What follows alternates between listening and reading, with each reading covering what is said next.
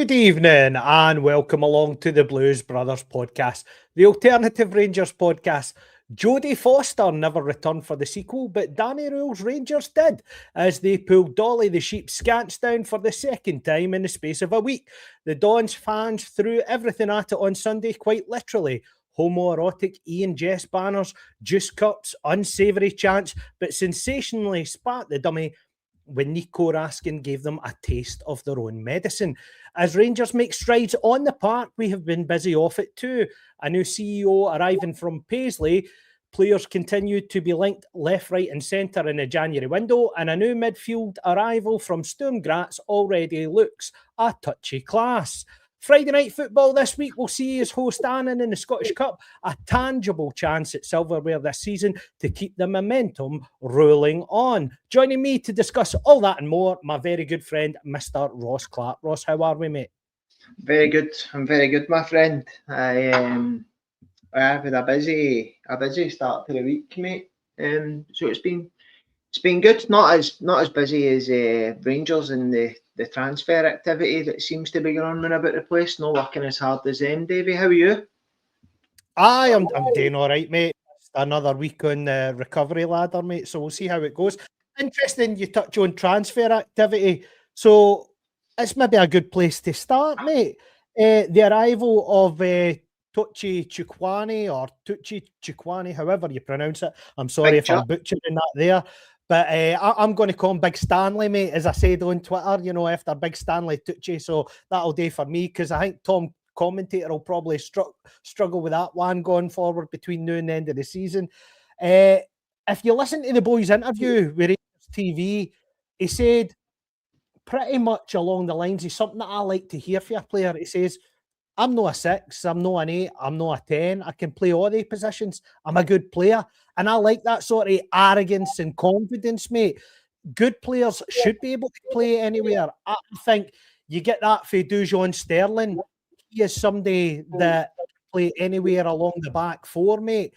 And if this boy can add anywhere, and that sort of vibe to the midfield, that can only help us going forward, surely. Certainly, mate. We talk about the numbers thing, and I usually say it when I'm defending Connor Barron with the 6 thing. But if you are a midfielder and you're playing in a team who are going to keep hold of the ball, where 99% of the time you should be going forward, you're no sat in a rigid 8. You should be breaking forward into a 10. And we've spoke a bit about box-to-box midfielders who can cover that defensive side and the attacking side. And I think with Barron out injured, with Big Chuck, Diamande and Raskin, you've probably got that. I say that having never seen the boy play, of course. David not really paid much attention, even when he played against us, and it never really stood out. But I like a bit of not arrogance, but confidence, as you say. If you're coming to a team like Rangers with the expectation and the chance to go and do great things this season, then why would you not be confident coming in? No, absolutely. And I think it actually sort of mirrors well with what I think we've been seeing on the park. I don't know if you caught Tomo's podcast last night, mate, but he touched on something that we mentioned last week in terms of how we're working off the ball under the manager. And depending on who plays it right back, whether it be Sterling or Tav, obviously it was Tav the last 2 games. But you see off the ball, it's almost as if we switch to a 3 at the back and Magoma goes that bit higher. So Tav comes in as a sort of centre half off the ball. When you've got Gassama on the right, Magoma goes that wee bit higher, and it's almost 2 banks of 3. And that allows us to hunt. And I think we maybe Barron being missing and sort of to March and April, this boy will allow us possibly to be far more aggressive and allow us almost to, if rumours are believed in the transfer window, looking at Skov Olsen, we've got the left back to come in, the boy Tur Romans. It almost looks as if the manager is now looking to impose his style now that he's got the players on board, and should look to see us attack teams more and hurt them in their own half. And I think you've gradually seen that over the last couple of weeks, opposed to when Danny Rule first came in. new Rangers starting positions are 10, 15 yards higher up the pitch, imposing themselves upon the opposition. I agree with you, mate. It's the correct methodology for a new gaffer coming in. By the way, hello to everybody in the chat. It's good to see so many folk interacting already with the podcast, Davie. It's always encouraging to see that there's folk with us, especially when there's other things you could be doing on a wet Tuesday night in the house. Absolutely, mate. So thanks to everybody, and if you get a wee chance and you've no, give us a wee like and a subscribe and tell folk about us. We don't really sell the pod that much, Davie. So if we can try and hit that, we've set ourselves a wee goal of 500 by year's end. So if we can start building up 1 or 2 a week, Davie, will be doing well. Danny Rowell's done what Russell Martin never done, and that is come in, analyse what you've got, find a way to get results, and then when you've got time on the grass with them, start to work on putting your bit into them. Russell Martin came in and it was a case of this is how we're playing. Wilfred Nonce done the same across the city, and it's not really a great start for a manager when you're putting players out their comfort zone, because the fact that you are a new manager tells you that the team is struggling. I'm quite excited by the way Danny Rowell wants to play. I think there's a chance him and Andrew Kavanagh sit and have a wee beer together and watch this podcast, mate, because we did tell them to go and speculate to accumulate. We did say go and put your money where your mouth is in January with a chance of winning a £60 million prize in the summer. And also we spoke about the 4-3-3 with the 2 inverted 10s, and if you've got Gassama and you've got the boy Skov Olsen, then that could be exactly how he wants to play. Again, back to the thing for me, and it's maybe a summer issue, is if you want to play with your team that far up the park, for me, you need to play with a goalie who's going to play 10 or 15 yards further up the park. But that's probably a summer problem, Davie. No, absolutely, and we'll not start him on this week. We'll leave him on the back burner, mate, for a different day. But if we talk about it, mate, what I think's interesting in terms of the recruitment, if you think about it, we obviously got rid of Thelwell, who was very much in charge of all things incomings and outgoings. And like I say, we tied down this Stignig Bjornaby until the end of the season. But what I think's interesting, and it harks back to something that Philip Clement said in his very first press conference as Rangers manager. He says he wants to be the fittest, strongest and most physical team on the park. Now, are we actually seeing that physicality in Danny Rowell's starting lineup take shape? Is that the way to win in Scotland? Because we've seen numerous times that since Gerrard left, it almost seemed that when our team was lining up in Van Bronckhorst days, Beale days, that we looked head and shoulders much smaller than the opposition domestically. And with the introduction of Manny Fernandez and players of that ilk, when Sterling's fit and available, we seem to have a sort of prowess about us that really causes the opposition trouble. And in terms of the recruitment now with Chikwani coming in, the boy Rumens, who I think is above 6 feet again, mate, is that the sign of things to come in terms of how we are preparing to shape up domestically in the charge for the title? Well, I think that you'll find that some of the most tenacious players, Cammy Devlin's not a big boy, but he bosses a midfield in this league. So back to my old saying, mate, it's not the size of the dog in the fight, it's the size of the fight in the dog. So you can have somebody a 6'4" who's going to be an absolute shite bag, and you can have somebody a 5'8" that's going to put their foot in. What I do like, and you're seeing it with Scott Fry, is if we've got physicality to go and impose ourselves and we've got bigger guys, it makes us more dangerous as set pieces. I still don't think we create enough from open play. I think the data shows that, but every time we're getting a corner kick now, we look as if we could score, and that's only going to increase as we build up a bigger, stronger, more physical lineup. as you say, I don't think Diamandi's the smallest, is he? Is Diamandi 6 foot-ish? No, the thing, he's slight, but he's That's aggressive. what I was going to say. Aye. He's that height, but he's built like a fag packet, a fag paper rather. So physicality is much needed, mate. And if you're in a midfield battle in a boggy park up at Ross County on a Tuesday night, you would rather have big physical players that the lesser teams that are trying to put a shoulder in, and we're looking now as if we could have a team capable of standing up to these sort of rigours, and the other side of the game that's maybe not as showy. The ideal thing is that you go and get players that can handle the rough and tumble for the first 30, 40 minutes and see that out, and then let the football take its course and go and beat them through skill as well. So that's a real dual kind of role that I think you need to have to come and play for Rangers, is to be big and brave enough to put a foot in, but at the same time, once the midfield battle and the kind of long balls smashing it up and down the park for the first 20 minutes while teams try and frustrate you, is to then have the calibre of player who, after the back of that, once that bit's done, can then go and score you the goals or create the chances that are then going to win you the game. No, that's absolutely fair comment. And Bobby's saying here we've beefed up in all the right places. Well, I certainly have, but hopefully this year I can make it go the other way, Bobby.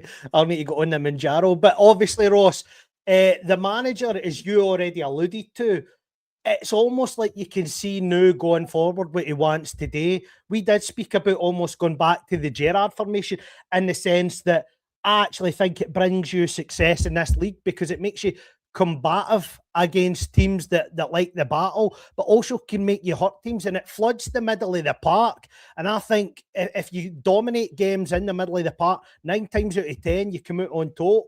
So the introduction of possibly getting Skov Olsen, a sort of left-footed right winger, which is probably what we need, and also probably what Gassama needs, mate. And we will come back and touch on Gassama, because I think he looks more dangerous, more natural, more comfortable on the left-hand side. So does the introduction of a left-sided right winger give us that much-needed balance that the team probably lacks at the minute?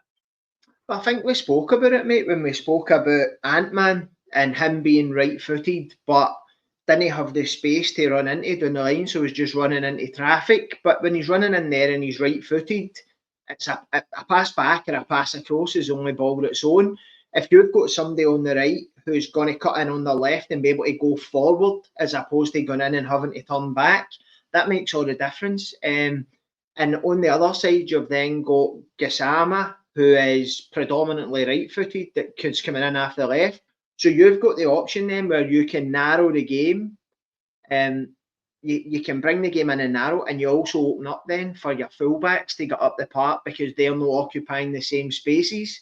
Whereas I think sometimes we get ourselves in a position, especially when Ant-Man was playing, that because he couldn't cut inside and open up the game and go forward, you ended up in congested areas. Tav was trying to go round him, and that's how we were so easy to counter-attack against. So I think Canada, I seen that, and I don't think that's a good thing, Davie, that Raskin's your most creative player, because he's not been very creative, has he, really, over the course of the season?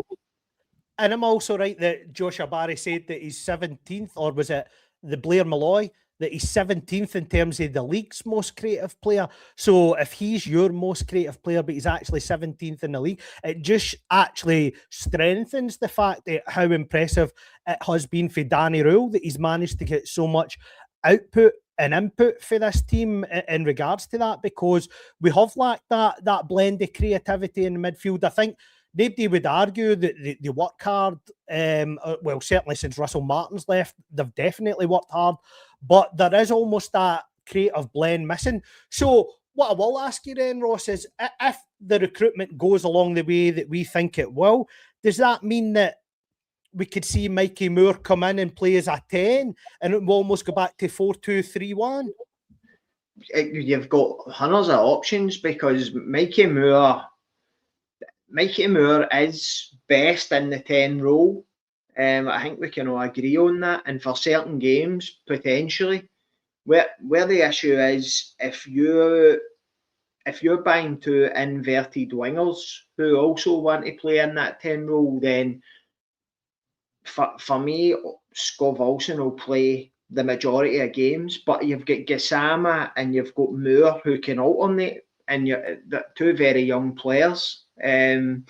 Gives you that option. It means you can go to 4-2-3-1. It means you can go 4-3-3. You can go 4-4-2 and play Moore just after Chermiti. Or ideally, I know that it's no Christmas, but if we could get somebody that will go up and link up with Chermiti, that kind of little and large that we spoke about, that would be ideal.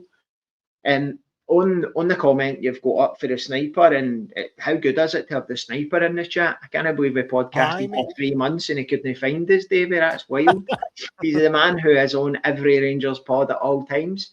But after Tynecastle, mate, I don't think I said it on the podcast, but I said it in a few group chats that conceivably I could have seen us losing the next 5, because historically, you've got the scar tissue whereby when we have a bad result, it then bleeds into the next few games. So honestly, fair play to Danny Rule and also to the players for taking the kick in the stones we got at Tynecastle and then going and coming back. And when you look at obviously Hearts dropping points to Hibs the next week, you're not any further behind caused by that. And you've came through a really tough run of fixtures. And what it's then done is opened us up to now go into the transfer window, start spending a bit of money, be linked with these players. And you've got a game against Annan coming up on Friday where you can then get them their debut and get them integrated into the team. So major kudos to Danny Rule for managing to maximise the somewhat shallow pool of players he's got to get 5 wins. Because if you'd have told me we'd have got 5 wins, I'm not sure I would have believed you. Gone to Parkhead, gone to Pittodrie, double header against Aberdeen within 4 days. We're notoriously bad there, so major credit's got to go to the manager for masterminding, and it is masterminding because he's not just playing the one system and the one players, and you've got he's looking ahead to where we are. Where we're trying to get to, but at the same time he's looking ahead to who we're playing and how they're going to play and matching us up in a way to win games, being that pragmatist that we all thought Russell Martin, I speak for everybody there, I thought Russell Martin was going to be. So really, really impressive stuff, Davie. It's hard to find a negative at the moment. I know, which is scary, but you touch on an interesting point where in seasons gone by, your nearest challengers both win on the weekend and you're last to play, and especially with Hearts carrying that momentum with Craig Gordon's last minute display making that wonder save, then that piles the pressure onto the Aberdeen fixture. But as you say, we responded in the right manner. On the game itself, Ross, how did you think we played? Did you think it was comfortable, really, without getting out of second gear? Which, again, in recent years, when was the last time you could say that about a Rangers team going to Pittodrie? Mate, I thought we absolutely controlled the game. Don't get me wrong, but you've went up there and played against better Aberdeen sides than the one that they've got the now. But you've still got to go up into that kind of cauldron, as you say. It was raining cats and dogs and fucking cups of juice and it wasn't pound coins. They wouldn't have a pound coin to throw away, but 2p. No, it was chocolate coins up there, mate. So I thought that we went up there and strolled it, to be honest. I can't really think of Butland having to make a save, really. Probably as uneventful a routine win as you'll get going to Pittodrie. So a great team performance, some good individual performances. Chermiti was good again at what he done. Went up there, bullied defenders, made space for our people, and Captain Tav burying one in the bottom corner for the spot. It seems as if it's been a while for we've had a penalty to Rangers, so I was enjoying that. You wouldn't know that, mate. We're going by the sort of media furore over when Rangers get a decision. But let's talk about the one that we didn't get, because I think it's an interesting sort of debate point. I listened to Andy Halliday on Open Goal and how he spoke about it, and there was a contrast. Greg Stewart thought it was a foul. I certainly didn't. And I'll tell you why. It is a subjective call, right? But the free kick comes in for a deep position and it's aimed towards Fernandes. Fernandes jumps first. The ball's in his space. The goalkeeper travels, into no man's land, and he's jumping after Fernandes has jumped. So he's jumping into Fernandes. He's not jumping in to get the ball. The ball's at a height that Mitov can't get to, simply because Fernandes is, towering above him and he's never getting there. So I just can't see that as a foul at all, mate. I know, and this is the thing that I also want to touch on as well about Willie Collum's decisions. The Livingston game where he didn't give the penalty against Fernandes and John Beaton was on VAR. John Beaton's had 2 Rangers games since, and he's been on VAR twice, and he's gave a decision against Fernandes in both those games, a penalty and then a disallowed goal. And I think that's an interesting sort of segue. I think it puts unnecessary pressure on John Beaton, putting him in that position, because it's almost like, oh, you gave Rangers a decision, and then he looks for the slightest thing now to balance it up, to take something away from them. And nobody for the media sort of touches on that. But I for one, think that's an interesting talking point.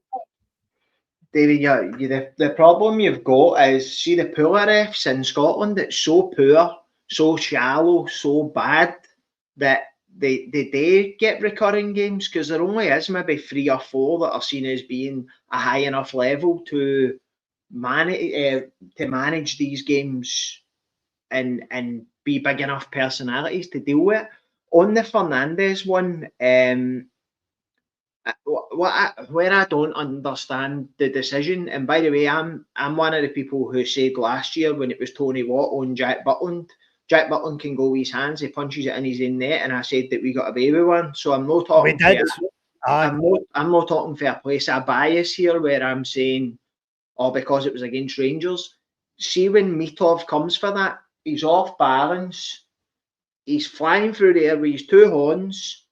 So see, because Fernandes is stronger than him, because he's got his arms up and the 2 of them bang arms, but see if Mitov's going up for a header, it's not a foul. So see, when he's going up with his 2 arms, he's the one that's got the advantage. He's got a 2-foot reach advantage on Fernandes, even though Fernandes is massive, because he can use his hands.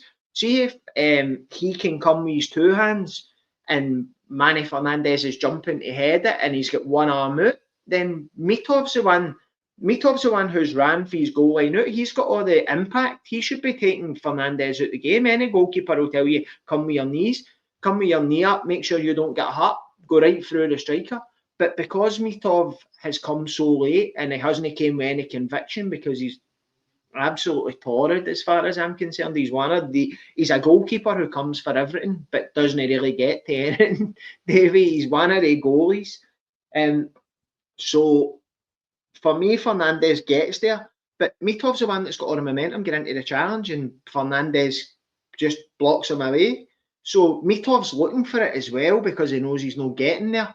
So for me, I thought it was a bit of a stinker, to be honest. But it doesn't surprise me. And as I say, to caveat that, I was the first person to say Jack Butland got away with one with Tony Watt last year, when it was 2 people jumping for a standing start, never mind the goalie being the one having all the momentum. No, absolutely, mate. If we talk about the sniper's point here, mate, in regards to Asgard, 3 goals in 5, and I think it's 3 goals in 4 starts. Is he coming on to something, or is it down to Scott Fry and the set piece routine, mate? Or is it down to poor defending Aberdeen at the first goal? What's your take on it? Mate, I think that Asgard is coming on to a bit of form. He scored a couple of goals. I think, as I said last week, he was unfairly booked to the Old Firm game? Do you should you get away with that pull so early on in the game, especially when Engels and McGregor done the exact same thing and never get booked after it? So I think that in the Old Firm game, he's in there, he's been sent off quite early in his last one, he's then been booked. So I kind of exclude that bad 45 minutes. I take that out and put it in a box over there, because I don't think you can judge him on something where he's been booked early and then can't make a tackle. So what I would tell you is, ever since he took the braids out his hair, and he's just went for the Erling Haaland ponytail, there's definitely been a difference in him. I don't know whether maybe, as I've said before, the braids were too tight, they were maybe pulling on his scalp and giving him a sore head, or whether maybe the ponytail's just a bit more aerodynamic, but he seems to be whizzing about a bit easier, Davie. So he's another one who, as I say, I'm watching. Well, I was watching. I've been watching kind of over my shoulder there as we were in the last couple of minutes. Obviously, Xander signed for Doncaster this week, and they're playing League One. And I've just watched a game there, and it's a stadium with probably 3,000 people or something in it. So you need to remember that that's where Asgard's came from. He's now playing in front of 50,000 fans who are baying for blood, and who, for the first half of his half season, that makes it the first quarter season, Ross, do your maths. For the first quarter of the season, he was playing for a manager and results weren't going for us. So that's really hard. So I think Asgard's one who, come the end of this season, similar to so many players that come to Rangers, in the second season, when they've had a year to adjust to it, I think you'll see a completely different player, mate. I think there'll be a player in there. Somebody says that Diego Laxalt's barber done them. Which could be a fair point, mate. So if we Neil switch Lennon, it was Neil Lennon that was doing his braids, mind in Dubai. He was sitting braiding Laxalt's hair. That's right, by the pool, mate. And you know, it's interesting as well, because I think it was the sniper earlier on that made a comment in regards to 5 wins in a row. The last time that happened was the 55 season. And just for everybody or anybody who watches the wrestling or the WWE, was Drew McIntyre the champion during that time as well? It's almost like the stars are aligning again, mate. But anyway, I digress a wee bit. Let's talk about the second half, where we did get a penalty kick to ensure the second goal. Now, I don't know where you stand on Graham Shinney, mate. He's always a guy that really annoys me. He's got a nose that can smell a Sunday roast on a Tuesday. I just can't stand the guy, mate. But obviously, the penalty kick, right? For me, there's contact. He leaves the leg out, and it's almost like thigh and knee to knee. Do you know what I mean? It's a stone waller. And David Dickinson's right there, points to the spot right away. No hesitation, no overrule for VAR. But it's almost like folk in the media, folk online saying it's a soft penalty. To me, that is a first-class stone waller. I'd never have guessed that you've got a disliking to him, mate, to be honest. Gone with the thumbnail you put on this, I'd never have guessed, mate. I think it was you that said the other day you could smoke a cigar in the shower. Just keep it dry under that big beak, man. I forgot what you were saying, mate. There you go. I do that all the time. Did you think it was a penalty? Did you think it was a penalty? I always go like myself. Davie said something funny. I'm going to need to back him up on that, and then I forget what the question was. Aye, it's a stone wall penalty, mate. It's knee to knee, innit? It's hard to see when you see it full speed, but when you see it slowed down, you see that he leaves his knee hanging in there, and Gassama's just too quick for him, isn't he? He was really, really sharp. I thought he's another player, mate, Gassama, who's a 21 or 22-year-old boy who's floating in and out of games, and I think that when you get Scott Wilson in, you'll see the benefit of being able to rotate him and Moore, just kind of playing in at that 10, coming in for the left onto the right foot, mate. So I've been critical of Gassama on here as well. Sometimes I think he goes down too easy, but on that occasion, 100% penalty for me. And mate, I thought it was a gorgeous penalty for Tav, right in the side net. And mate, one of the best penalties I've seen him hit for a while. And to be fair, I think he's played well the last couple of games that he's been in, because when he was took out the team for Dujon Sterling, he deserved to be took out the team, but he's responded in the correct manner, mate, hasn't he? Aye. As Curry said in the chat earlier on, I finally got to meet him on Friday at the fan takeover, and I made sure that I never mentioned James Tavernier at all, mate, because I didn't know whether he would have hit us with a bottle or something. I didn't want to bring up the subject. On the captain, mate, like, I'm always critical of his defensive stuff and that, but see if you're looking for somebody to slot a penalty when it really matters, somebody to crop up and make a difference, he's your man, isn't he? See if I struggle with Tav a day. I really struggle because he's now not doing enough going forward to justify how honking a defender he is. But there's just times like that where you just feel it in your bones. Like, you've no stress. See when he steps up. See when he steps up again. See if we get one in the first couple of minutes against Annan, he'll probably miss it. But when he really needs to score them, he seems to just have that Midas touch, a slotting them away. So really good finish. Killed the game stone dead at that point, I thought, Davie. There was no chance they were scoring one, never mind two. And it's probably as easy a last kind of 20 minutes as you'll ever get up there. See you on this. I'm just got to and thanks for joining us, Paul. It's good to see you in the comments as well, mate. On this point, Ross, now just say I don't want to sort of jinx anything going forward, but if we end up with any silverware this season, is that not the perfect way for him to say goodbye? Definitely. It is the perfect way to say goodbye, but I'm going to caveat that again, because we spoke on here probably only 3 or 4 weeks ago about, is he worth a new contract? Oh, I don't know. We've got a habit up until right now, and even at that, it's no proven, of replacing players that we think are all past it and no good enough with inferior players. We spoke about it. Barisic wasn't good enough, replaced him. Somebody lesser, then we've ended up getting a goal. Lundstrom wasn't good enough, getting too old, we replaced him with crap. But so until you can tell me who is going to be as robust as Tavernier, as you can tell me who's going to be available for as many games as Tavernier, then I still think that I still think he's a player that you would have to have about, because I don't know that you're going to go and get a right back. And we've done it this year with Magoma as well. We thought Sterling, we spoke about him literally weeks ago, as a Sterling's time to go into, and then he's out driving and involved in a crash, no in his bed at the right time, no recovering properly, goes and gets a hamstring. But I know it's obviously different. Tavernier's an older guy with a family and stuff, but when do you ever read about James Tavernier being in the dancing and getting involved in things at the back of 1 in the morning? And that's why he is robust enough to play 60 games. He's a model professional. When Goldson said that, what was that? 2 years ago, Goldson said that. Since then, the drop-off in Tavernier is noticeable. I don't think anybody can deny there's been a drop-off. But I'd still like to see who it is that we're going to go and get to replace him, because it's a position that we can't afford to get much worse in.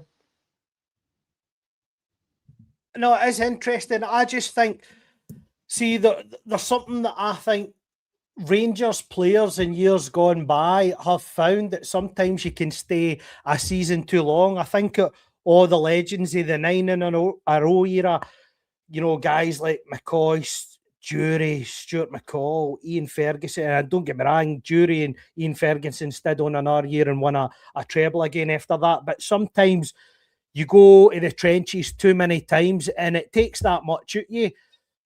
No, everybody gets the chance to walk away with something. And if we are lucky enough to win something this season, maybe even more than one thing, then it might be the perfect way to say goodbye. Because I think the person who regrets no saying goodbye at the right time is Griegsy. Alan McGregor had the perfect way to say goodbye in the Scottish Cup final, the full stadium singing his name, mate, and he stayed on for that season too long and we ended up with nothing. So I think he has to weigh up everything.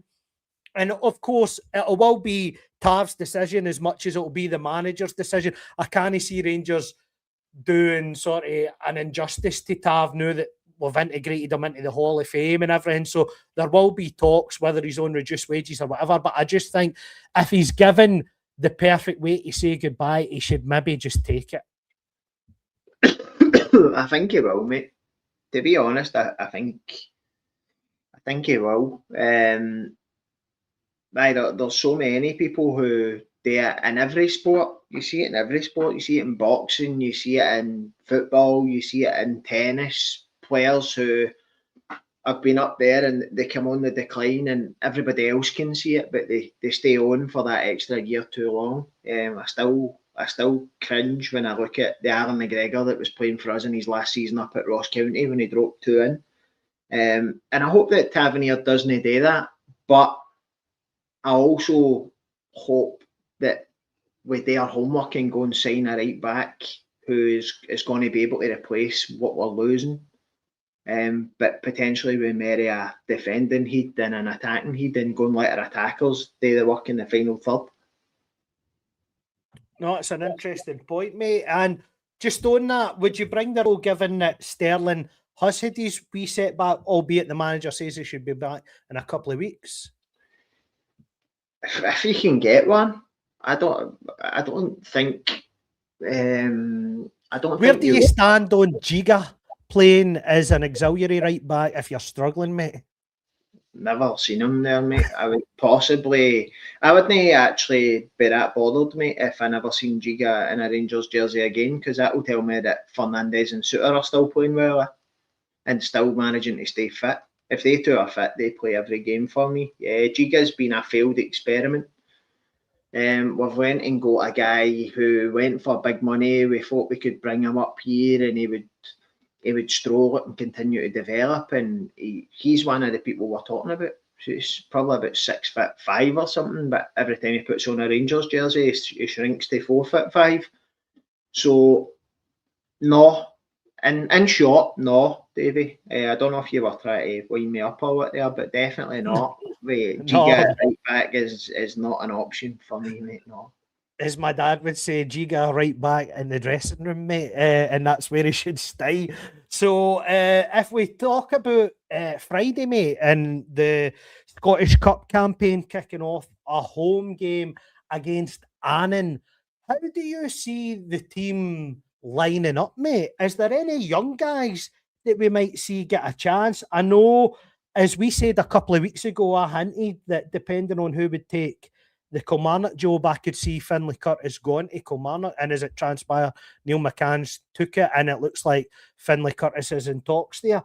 But is there anybody on the periphery that you would like to see get a chance, mate? I would assume Liam Kelly will get 90 minutes in the sticks just to keep his minutes ticking over.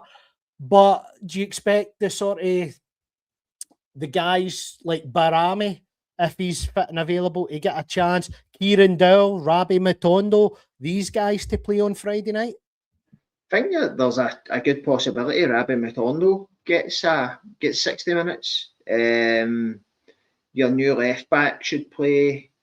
Your new centre mid should play. Big Chuck Wagon. Scott Olsen, if he comes in, I'd put straight in. I'd give Miovski minutes.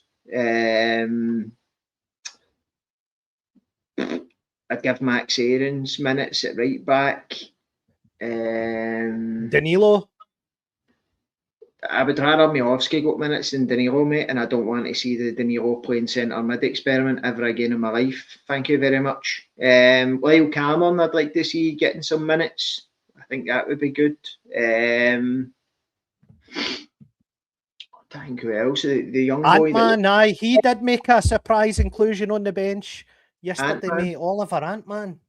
Ant-Man, again, mate, somebody who you don't just go on a plane to Scotland and forget how to play football. So he's going to have something to offer us, Davie, 100%. But it's just having the patience, and it might be easier for him to come into a winning side, because you forget that these boys were signed a couple of games into the season and they've come into a team under Russell Martin that was already under fire. So Ant-Man potentially. I'm trying to think who else is there. You've got the young boy who's training with the first team now, Kyle Glasgow. Is that his name? Kyle Glasgow, is it? It represents Portugal under 19 level, I'm sure. There you go. There you go. So linking up with his old international teammate Chamiti. So mate, I'd like to see changes. I'd like to see people given chances. I'd potentially like to see Kieran Dowell given some minutes, Davie. You know how I'm a Kieran Dowell fan. He says slyly, with sarcasm in his voice. What about yourself, mate? Are you going doing the changes, or are you saying they've had a rest for 5 days, get the team back playing and try and get Jamaica another goal? And I think if the left back Romans is announced tomorrow, I think he'll play to give Magoma much needed rest. I would imagine Kelly would be in goals. Probably Max Aarons will play it right back, and then it'll be Giga and maybe somebody partnering him, maybe Inciala perhaps, and that might be your back four. Dowell will probably play centre mid if he's still here and hasn't agreed with anybody. It's who's in beside him that I'm not sure about. It might be a young boy there. I'd imagine he might go Ant-Man one side, Matondo the other. Possibly, as you say, Miovski through the middle. So it's really only the two in midfield that I think are up for grabs beside Dowell. give Bailey Wright some minutes. Well, I think, is he no injured? Is he out long term for the season? Injured? I think so, mate. And that's where I'm sure. But I think the team should be made up of that. If you can't, and this is what I think is the bigger question. If a team like that plays on Friday, do you think next Thursday, the Europa League game on the Thursday, the team should mirror something like that? Because the most important game next week is Dundee at home on a Sunday. And I get that we need to get some Europa League prize money and keep the coefficient going, but we can't afford any injuries, mate, going into that Dundee game. That is the most, and every league game now becomes the most important game between now and the end of the season. So how would you manage the fixtures, the next two going forward? I am with you. I would play, you don't obviously want to get absolutely slaughtered in Europe, but I would be content playing makeshift, weaker, call them weaker. Against Annan, I would play a fringe team, to be honest, as much as I could. Then in the European, I'd maybe play a weakened squad, shall we call it, where anybody at all who's got a niggle or you don't want to risk isn't anywhere near the team. And I think it'll be an easy sell come the end of the season if you look back, Davie, and say, oh, we never won 250 grand for getting a win in the Europa League, but we've got 60 million in automatic entry into Champions League. I think that's a fair trade-off for the club. And as you say, all of a sudden, that's a real possibility that we could end up in that position based on the work we've done in the league to get ourselves back into it. Absolutely. I know it's a hard one, like, and as Juicy Bear said, like the Europa League squad is fixed. But with that, is you've got so many players nominated in the B squad that I think are 21 and under that you could use and give them exposure. If Sterling's going to be back for Dundee, then maybe you put Tav in on the Thursday night and blend him in with a couple of the young guys or French guys. You could keep Chermiti for the Sunday, but play Miovski on the Thursday.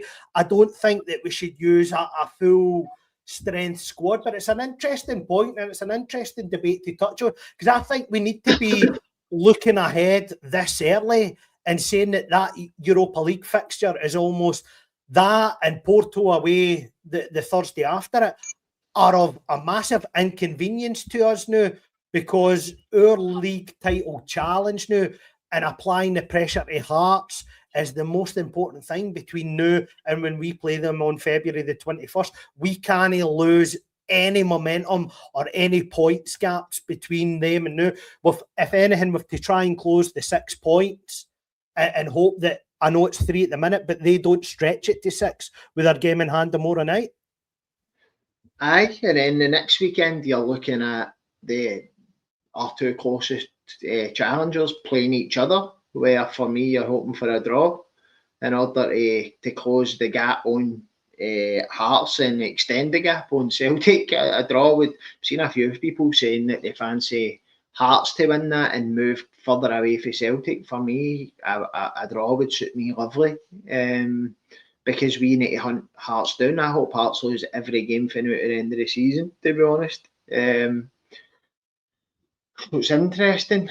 It's interesting that way, mate. But I think that you'll see a massive upturn in our performances, and it, going back to the start of the pod, Danny Rule being able to have full weeks working with the team on the grass because you've not got that inconvenience of Thursday games. And over the last couple of seasons, that really starts to tell on the players when you start going further into Europa competition and you get out the groups and then you're in last 16 in quarterfinals, and if you go further than that, it adds on to an already extensive ask of the players after a long hard season coming into the kind of final furlong of the race. So if we go now and talk about club matters off the park, and as was rumoured last week, has been confirmed yesterday on the club website that Jim Gillespie is going to take the role of CEO once he finishes his notice period at St Mirren as vice chairman, mate. Do you think it's a positive appointment? I was looking at what Blair Malloy said on the back of his performance at Kibble, took their turnover from like 20 million to 50 million in that time. And that's with a charity. You look at the work that has happened when he's at St Mirren. Is it 3 back-to-back top 6 finishes and a trophy on the back of that? I think what is interesting is Rangers haven't had a figurehead or somebody running the club that touches base with the fans, probably back to when Dave King was there for his short spell in time. Since the Park and John Bennett came there, they were almost, conspicuous by their absence. We'd only speak to club TV every 2 years when it suited them. But we need somebody who's maybe forthcoming as a media presence and gets that connection and synergy with the fans. Do you think Andrew Kavanagh has been sort of almost shrewd in this appointment, mate, and this bodes well going forward by looking domestic first, someone who knows the Scottish game and has a proven track record of success? Well, a proven track record is what I really care about, Davie. What I would say is you've got to put your faith in Kavanagh that he's, if as suspected, Patrick Stewart was put in there to oversee the takeover because he'd done the same for Man United, and maybe the Americans had a hand in that before they even bought the club, then he's going to have learned what you don't need in that role, because Patrick Stewart was everything that's been wrong with this club for the last year. Putting somebody in there who's got an affiliation with Scottish football, somebody who's a supporter of the club, somebody that's going to speak up for the club. I seen somebody mentioning it in the comments earlier on about the 15 goals that have been conceded, that we've scored, that have been chopped off with VAR, and I want somebody that's going to come out and defend the club, but with a bit of passion, but succinct enough to be able to fight the corner. Because Dave, I watched that. There was a thread on Twitter the day, and it was showing you the 15 goals, and some of the goals that we've had ruled out, you look at and you're like, why are the club not in an uproar about this? The one where the Hearts goalie pushes Asgard and they score in the same game, they get 2 goals they shouldn't have had. You had the one Fernandez at the weekend. You had the one where Chermiti, it's very subjective for me, standing behind the goalie against Hibs when we put the ball in the net. You've got the one that we got ruled off because Modi Amandi wrapped legs with somebody about 15 yards outside the box, and the build-up that get pulled back. Going back to last season, you've got the one that we get an apology for Dessers in the Old Firm game. There's so many decisions. The Miovski with the lines that looked as if they'd been drew with Stevie Wonder.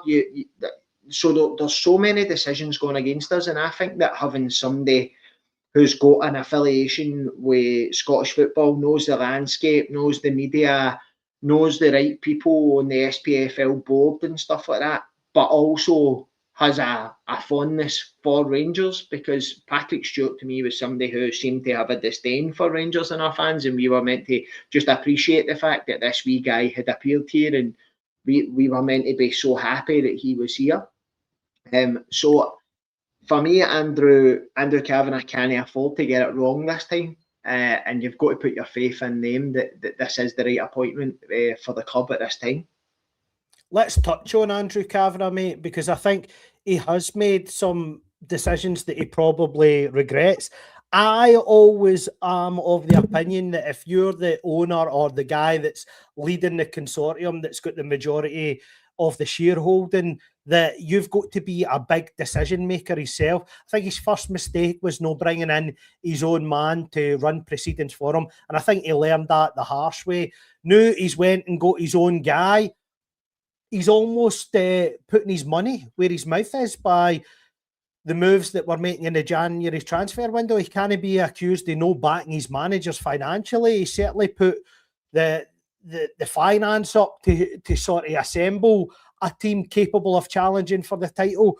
Where do you stand on him, mate? Ultimately, he'll be judged by the success on the park, but do you now think is the turning of the tide in his tenure at Rangers where he's realised what this is all about and now we move forward as a collective force? Well, I think he's a very shrewd businessman. First of all, you don't get to hit the billy club, do you? If you're a dafty, Davie, that's how me and you'll never reach the £1 billion mark in our bank account and our assets in it. So we're a pair of diddies. But certainly no with my gambling record, mate. So the guy knows what he's doing in business. As you say, he's new. If you're a businessman and you make a £40 million mistake, which is potentially what he did at the start of the season, you've got away with one because your biggest competitor has then just went and copied your blueprint of that mistake and put it on themselves. So he's got a second chance at this season, and essentially you're playing a half season for the starting blocks again. And I think that he's been concise. Him and Marat have took the onus upon themselves to go and interview the candidates and be involved. And it's not a case of dialing in and they're here, they've been present, they've made decisions, they're engaging with the fan base. So for me, billionaires and multi-millionaires, when they make mistakes, they need to learn from them, because that's how they're in the position they're in, and their business acumen is because they learn from their mistakes, they write them, and that's how the money keeps rolling in. If they make mistake after mistake after mistake, that £1 billion doesn't last very long, Davie. No, and obviously it looks like the manager has almost played a part on that, because where we were when he's took over to now being in a position to challenge, that sort of trust and relationship, I think, is going to allow Danny Rule to have more of a say on what he wants to bring in, possibly rather than the sort of club model that they wanted to implement when they first came in. And I think that's good that he's gave that bit of leeway there, and there is dialogue between him and the manager, because I think the manager's performance has deserved, I mean, the most points won is by us since he came in. What is it, 35 or so since he came in? So it's a terrific record, and our nearest challengers in that time have been Motherwell on 26, yet the Motherwell manager won Manager of the Month, so work that one out. But I suppose the defeat at Tynecastle probably cost the manager that. But Danny Rule was doing some job, mate, and he definitely deserves the backing and the trust of Kavanagh. And it'll be interesting to see how we shape up come the end of January off the back of this. It is. Mate, it's an exciting time. Danny Rule has more than proved that he's capable. I think we've said it enough in here that I never understood his game. When he first came, he's made a, what is it they say? He's made a silk purse out of sheep's arse or something like that. Is that what they say? It's definitely what they say in Aberdeen, I'll tell you that.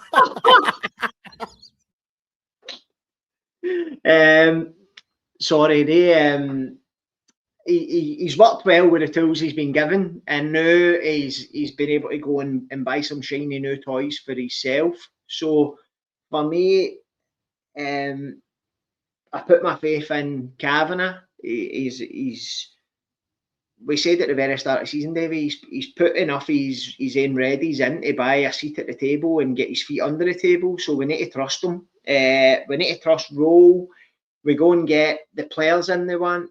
And I think come the end of the season, we'll be happy. Mate, I don't know how to block folk in the comments, but somebody's on with an account called Cheryl and Gary, which means it's either a brother and sister having an illicit affair, and or it's one of the couples that one of them's been caught having an affair, and they need to have joint social media accounts now, so they can't be DMing other people. Aye, mate, either that or it's a Jeremy Kyle number, mate, innit? But obviously, Ross, we've touched on sort of the manager, the chairman, the appointment of the new CEO that will be incoming. Is there anything missing now in the jigsaw going forward that you think we need, whether that be on or off the park going forward, that could really help us between now and the end of the season? Well, we need a sporting director, mate. We need that. That's the next piece in the puzzle, isn't it? Once you get your CEO in, we need to go and get that sporting director. Whether that is Stigginga beyond maybe, if we have a good transfer window in the 6 months, whether he's on a kind of 6 month with a view to making it permanent, or as I said last week, mate, I fancy Lee McCulloch for that role. Don't fancy Keith Lasley for it. So that, to me, that's the next natural piece that you go and fill, and that again strengthens the contacts list for the summer window. That's the next piece that allows you to then kick on again. When it comes to on the park, I think we've covered it, mate. We asked for a left back, we asked for an 8. We asked for a right winger, and was it a striker was the other thing when you asked me if so more proof that Danny Rule watches the podcast, mate, because we've got 3 out of 4. There must be a song about that. 3 out of 4 in bed. It must be a song. And we potentially still links to getting a striker if we can get Danilo to crip walk his way out of the club and onto somebody else's bench and treatment table for a while. Then can I flip the question? What's the most important thing for us in terms of outgoings? Who needs to go, mate? Who needs to go in January? Never mind the summer. Who needs to go now? The big earners, mate. Your deals, if you can get a broker a deal to get rid of Matondo. See all these players that we picked up for the English Championship that we thought we were getting bargains because they were freebies. That's the ones you need to get rid of, mate, because Kieran Dowell came to us, got a good signing on fee, and that's why we couldn't keep John Lundstrom. John Lundstrom signed for us on a freebie, but he waived part of his signing on fee, didn't take it up front and took it out of his wages, and then at the end of his contract they wanted the same wages again, even though they would have been pure wages. So I think that there's probably a lot of players in there who we're getting nothing out of, that have come for that league that will be on big juicy wages that are offering us nothing. So they would be the first ones that I think we need to get rid of over the course of 6 months. If you can take 80 grand off your wage bill over the next 6 months, it's a fair chunk of cash. Where do you stand on Clinton Insiala, mate? Do you think he has a future at Rangers? Should he almost be given a domestic loan to see if that brings him on in the game? Maybe, I see that they pulled Stephen Welsh back from Motherwell. So should we almost not be in touch with Motherwell and maybe say, well, are you looking for a centre-half? We've got one here for you if you want him. I think that Dougie from Four Lads had kind of quoted that yesterday on Twitter as a potential. For me, if you think that you've got an opportunity to send one of your players to another team in this league and there's an opportunity for them to go and hurt the teams round about them, then that's a questionable username to be putting up on the screen, Davie. That's absolutely, mate, absolutely. Then I think you go ahead and do it. What's the worst that can happen is to offer Motherwell that you've got a centre half there who's looking for game time. if they decide to take him, they take him. If they don't, then you look to the next team. But I think NCR is a good enough player for what I've seen of him that he could go and play for a kind of mid-table SPFL team, get experience, and then you'll get a good look at him. The likes of Motherwell as well are playing a style of football that's conducive to going there, getting used to being a ball-playing centre-half and coming back to Rangers. So I think that would be a great move for him to go there and potentially get games in this league and get acclimatised to the country and the style of football. Better than 15 minutes here and there for Rangers over the course of a season. Of everybody that potentially could go, mate, who do you expect us to make the most money of? Because I think that has been a major issue for us in terms of our transfer dealings, mate. We almost do cut price deals to get rid of the deadwood that we've overspent on. You even look back to recent times, such as Michael Beale when we bought Lammers and then sell them for a pittance. I think, was it last summer's transfer outgoings, we were told that we sold about 8 players. Then when you seen the accounts, it totaled 850k for the 8 players that left. So we really do struggle with that sense of outgoings in terms of making monetary value for the club. So is there anybody there that you think's on the periphery outgoing that can actually make us a tangible sum? I don't think you'll make money on them, but you've got players there like Bajrami, who we bought for 3.5 million. You could probably get a couple of million from. You've got the boy Cortez, he signed for that Argentine Hurricane, and they've got a loan to buy. So that is a positive. But you know, with guys like Bajrami, mate, I also think in that bracket you need to put Danilo there because he cost us £6 million. We need to try and get this boy at least a loan to get him game time in the hope that you punt him in the summer. He maybe goes back to Holland and scores maybe 10 goals between now and the end of the season. And there's interest there because I just don't think we can afford to write off a £6 million debt. No. Great ball scorer right as well, mate. I think we mentioned that a couple of weeks ago. Joe Rothwell, if we got him for, I think at the time we argued, was it 600,000 or something like that? We got Rothwell for you'll make more than that on him.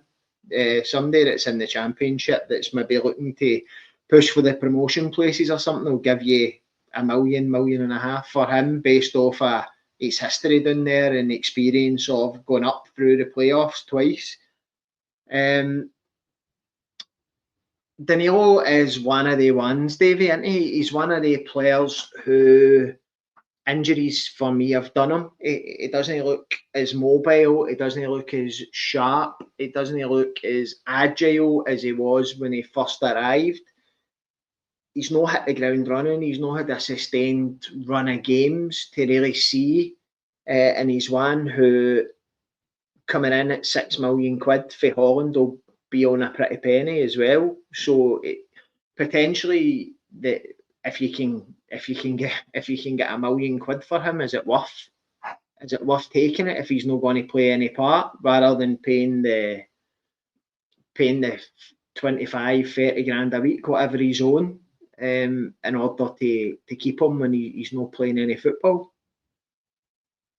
Is there anybody that we've got the new, mate, and should we be worried about a potential last day bid for somebody like Raskin, or do you think that's safe until the summer, mate?